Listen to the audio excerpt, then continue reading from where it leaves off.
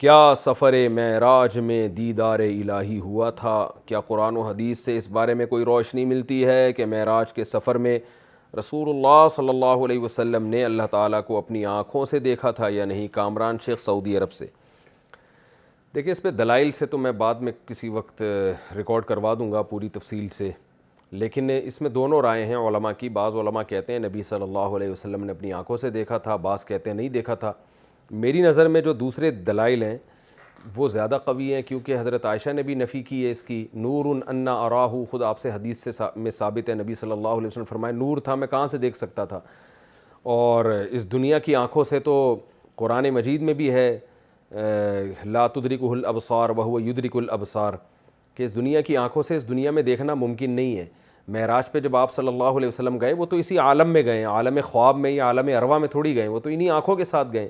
بہرحال دوسری طرف بھی دلائل ہیں، لیکن میری رائے میں زیادہ قوی دلائل اس طرف ہیں کہ دیکھنا ثابت نہیں ہے۔ حضرت موسیٰ علیہ السلام نے خواہش ظاہر کی تھی، مگر یہ کہ اللہ تعالیٰ نے پہاڑ پہ تھوڑی سی تجلی ظاہر کی اور موسیٰ کو بتا دیا، کلیم اللہ کو، لن ترانی ہے موسیٰ، تو نہیں دیکھ سکتا مجھے کسی قیمت پہ، لن ترانی کو ہرگز یہ ممکن نہیں ہے۔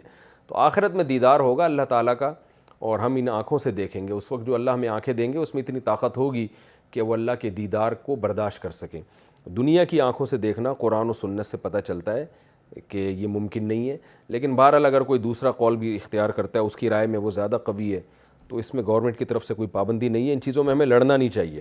اور یہ بھی ہے کہ میں نے ایک دفعہ پہلے بھی اس پر بیان کیا تھا کہ میں نے جو دلائل دونوں طرف پڑھے ہیں تو میرا اپنا رجحان اسی طرف ہے کہ دیکھنا ثابت نہیں ہے۔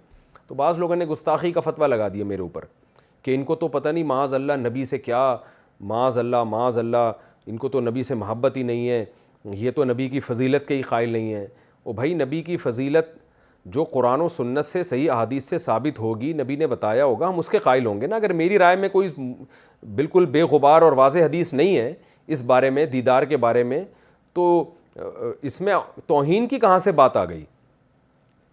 ہم نبی کی فضیلت کے قائل ہیں۔ سب سے بڑی فضیلت آپ کی، آپ اللہ کے پیغمبر ہیں، آپ اللہ کے رسول ہیں، آپ اللہ کے سفیر ہیں، اور ایسے سفیر کہ آپ صلی اللہ علیہ وسلم نے فرمایا لو کان موسیٰ حیا لما وسعہ الا اتباع، آج موسیٰ بھی زندہ ہو جائیں تو مجھے فالو کیے بغیر نجات نہیں ہو سکتی ہے۔ کتنی بڑی فضیلت ہے۔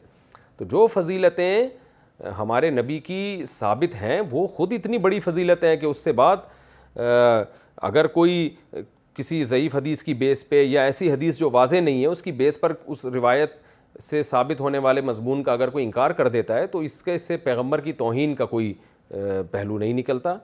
اس لیے ہمیں رسول اللہ صلی اللہ علیہ وسلم سے محبت ہے۔ آپ سرور کائنات ہیں، آپ سید الانبیاء ہیں، آپ تمام پیغمبروں میں سب سے افضل ہیں، اور سب سے بڑی بات، بعد از خدا بزرگ توئی قصہ مختصر، اللہ کے بعد اس کائنات میں سب سے بڑا مقام اگر کسی کا ہے تو سید الانبیاء حضرت محمد صلی اللہ علیہ وسلم کا ہے۔